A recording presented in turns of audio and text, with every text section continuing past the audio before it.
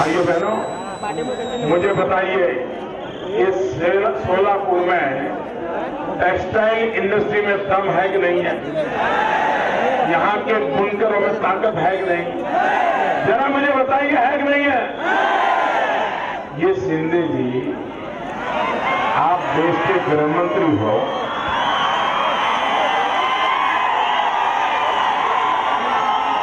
आपको ये विचार नहीं आया कि सोलापुर में टेक्सटाइल की इतनी ताकत है तो पुलिस के जवानों का जो यूनिफॉर्म होता है इनसे बनवाए ताकि यहाँ के लोगों को रोजी रोटी मिले।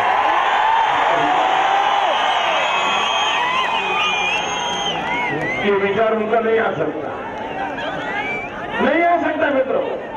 इनको दिन रात एक ही विचार आता है, मैडम को खुश कैसे रखें।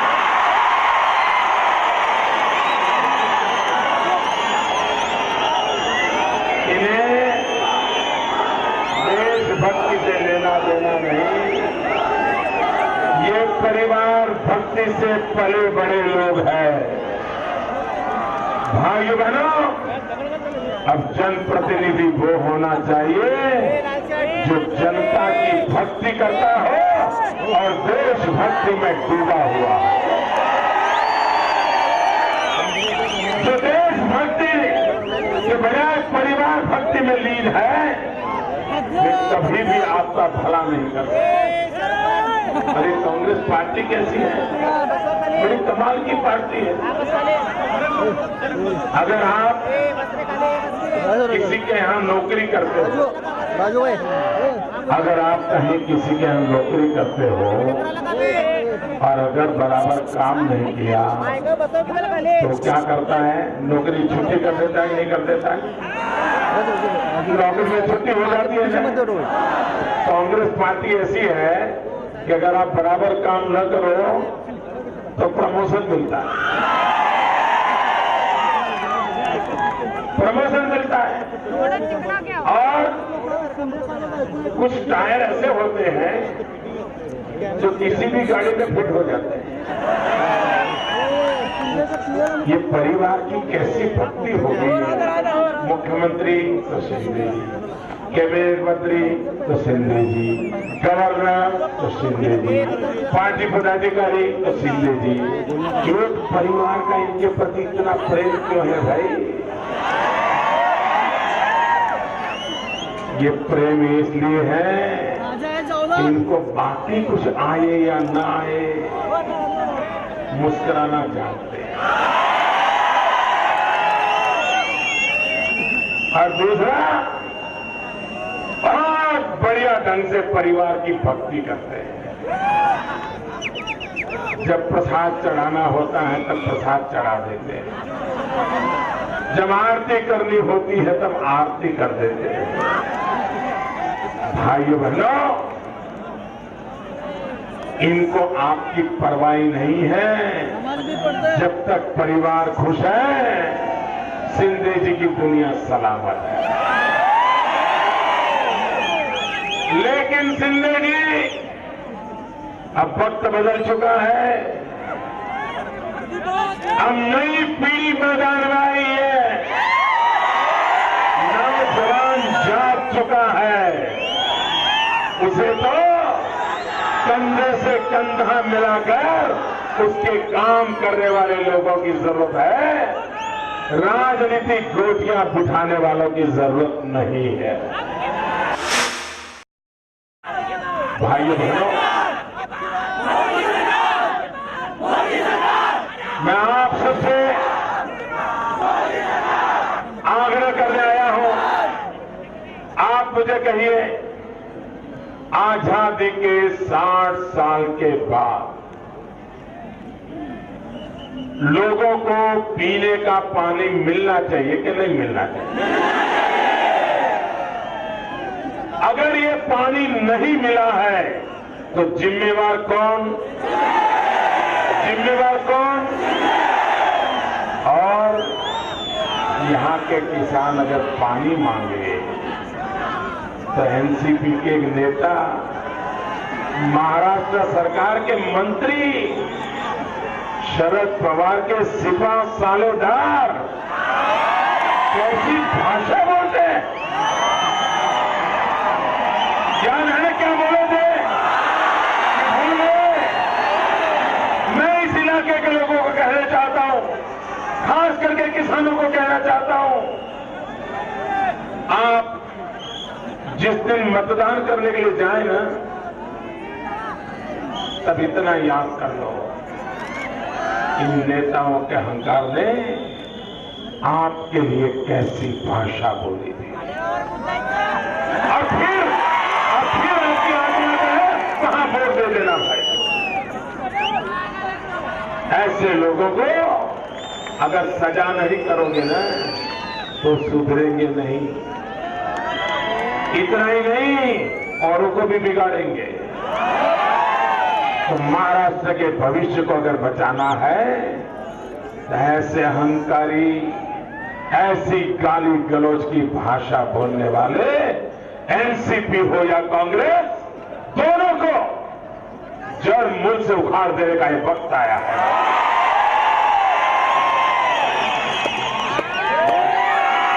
भाई बहनों, इन दिनों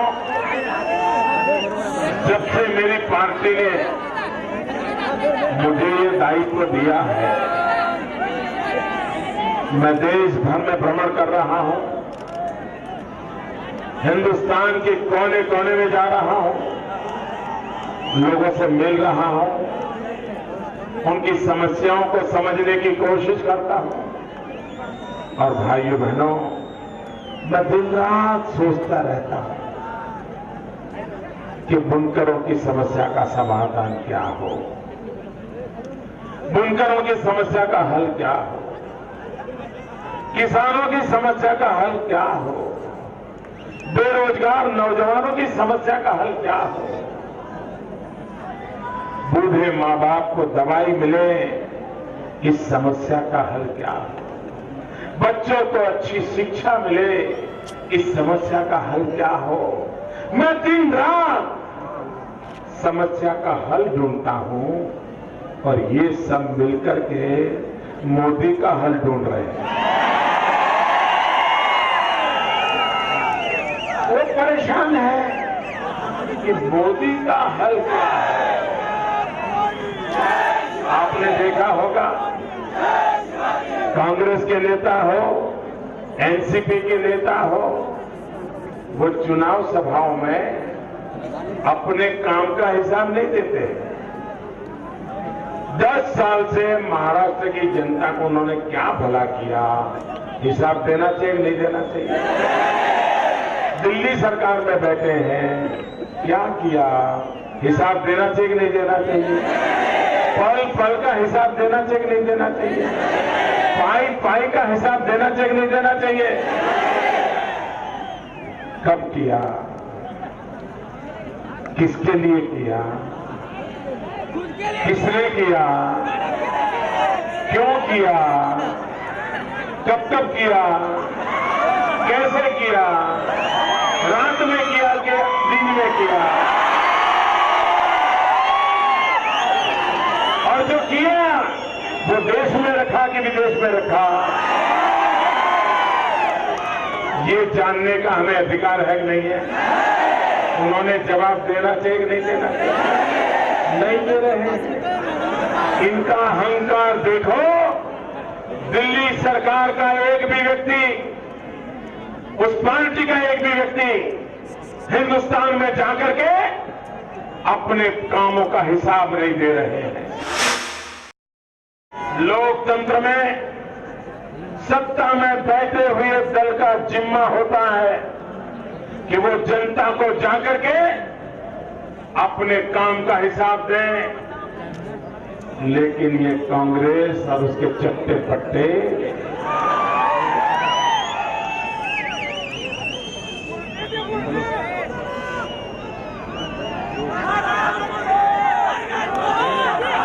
इनका अहंकार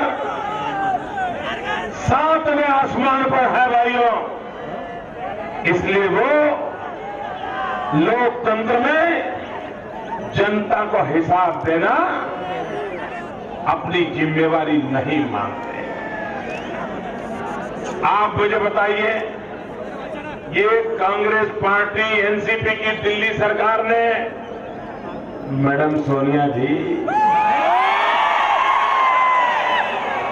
शहजादे जी, क्या आपने 2009 के चुनाव में 100 दिन में महंगाई कम करने का वादा किया था?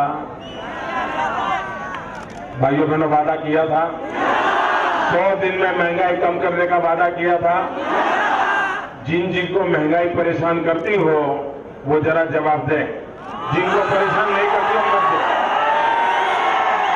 100 दिन में महंगाई कम करने का वादा किया था। महंगाई गई? महंगाई कम हुई? महंगाई बढ़ी?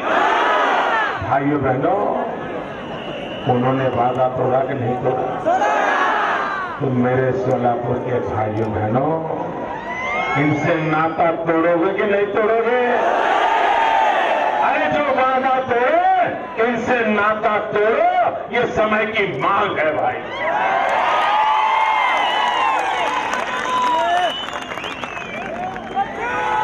और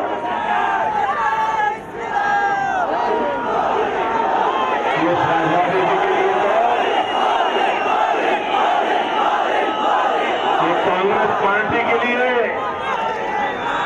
गरीबी जो है ना, गरीबी वो एक टूरिज्म का हिस्सा है। वे वीडियो वालों को लेकर के जाते हैं, कैमरा वालों को लेकर के जाते हैं, फोटोग्राफर को लेकर के जाते हैं, फिर गरीब के घर में जाते हैं, नीचे बैठते हैं और गरीब का भी खा जाते हैं, फिर फोटो निकालते हैं, दुनिया को दिखाते हैं।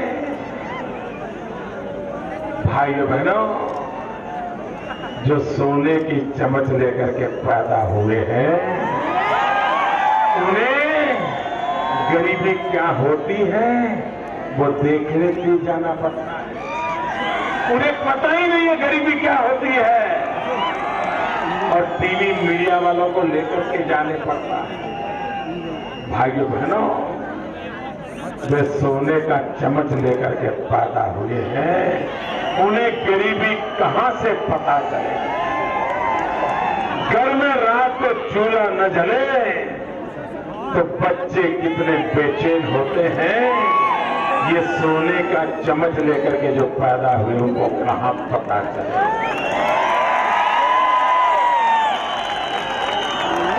ठंड में बिना कपड़े रात निकालनी पड़े, उन गरीब बच्चों के हाल का पता हीटर जगा करके रात को सोने वालों को कहां पता चलेगा? भाइयों बहनों,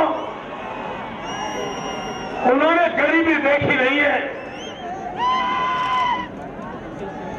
मेरा तो जन्म ही गरीबी में हुआ है।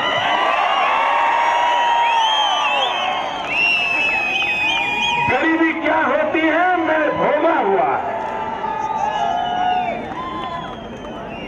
रेल के डिब्बे में चाय बेचता था, और कभी किसी ग्राहक को चाय ठंडी हाथ में आ जाए तो गुस्सा करके के गिलास फोड़ देता था, एक चाटा मार देता था। बचपन ऐसे गुजारा है। इसलिए भाइयों बहनों, गरीबी क्या होती है ये हम भली भांति जानते हैं, और इसलिए भाइयों बहनों, हम जिएंगे तो भी गरीबों की भलाई के लिए, हम जूझेंगे तो भी गरीबों की भलाई के लिए, और अगर जरूरत पड़ी मरने की तो मरेंगे भी गरीबों की भलाई के लिए। भाइयों बहनों, ये चुनाव ऐसा है, एक तरफ वो है जो सोने का चम्मच लेकर के पैदा हुआ, दूसरी तरफ वो है जो चाय बेचते बेचते बड़ा हुआ है। एक तरफ वो है जिनके पिताजी प्रधानमंत्री, दादी प्रधानमंत्री, नाना प्रधानमंत्री। दूसरा वो है जिसके परिवार को पंचायत क्या होती इसका पता तक नहीं। भाइयों बहनों, वो नामदार है, मैं कामदार हूं। मेरे सोलापुर के, मेरे माणा के भाइयों बहनों, आप मुझे बताइए, आपको नामदार चाहिए कि कामदार चाहिए? निर्णय आपको करना है। अगर आपको कामदार चाहिए तो मैं आपकी सेवा में हाजिर हूं। अगर आपको नामदार चाहिए तो उनकी सेवा करने में लगे रहो। भाइयों बहनों, 60 साल तक आपने शासकों को चुना है।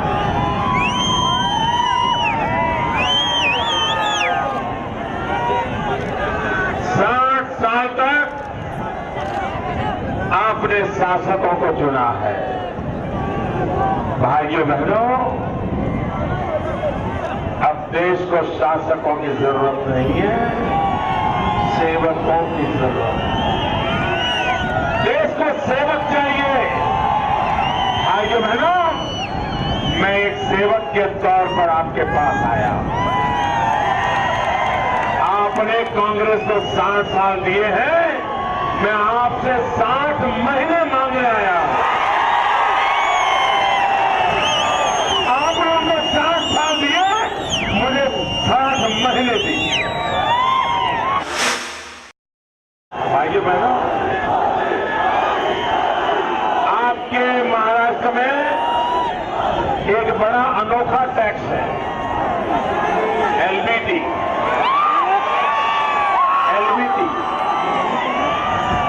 भाइयों बहनों, ये एलबीटी कुछ नहीं है, ये लूटो बांटो टैक्स है।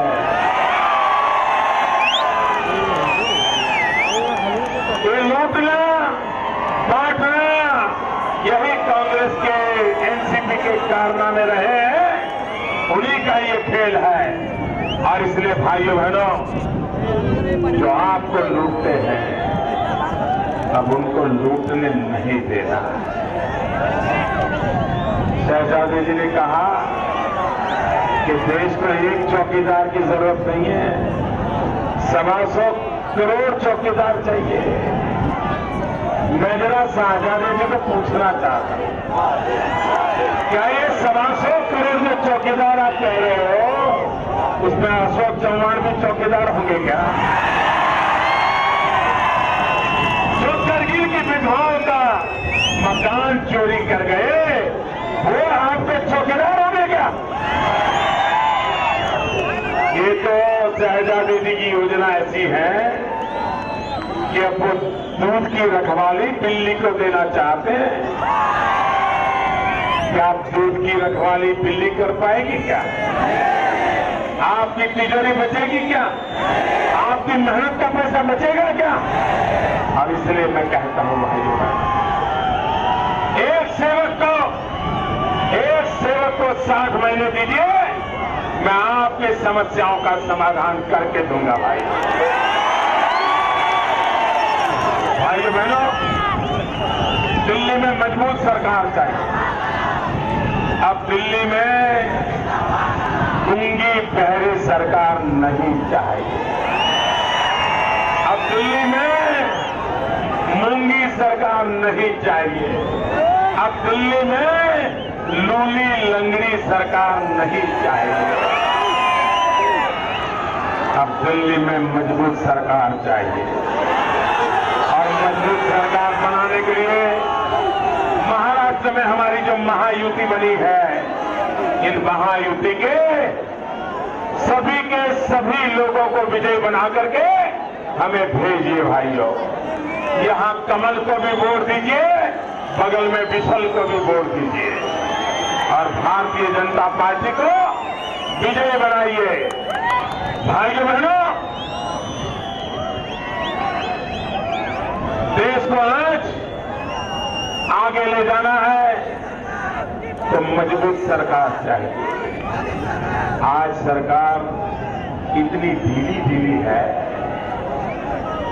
कि अड़ोस पड़ोस के लोग उसको आंख दिखा रहे हैं। सरकार ऐसी होनी चाहिए कि कोई उसे आंख दिखाने की हिम्मत न करे। सरकार ऐसी मजबूत होनी चाहिए कि लोग उसे आंख मिलाने के लिए तरसते हो, ये दम होना चाहिए। भाइयों बहनों,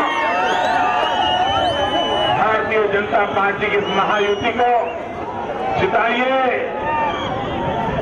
एनसीपी और कमल का एनसीपी और कांग्रेस, भाइयों बहनों, एनसीपी और कांग्रेस इस बार महाराष्ट्र में उनका खाता ही नहीं खुलना चाहिए। करोगे? पक्का करोगे? इस बार विजय दिलाओगे? शिंदे जी को आराम दोगे? पक्का? भारत माता के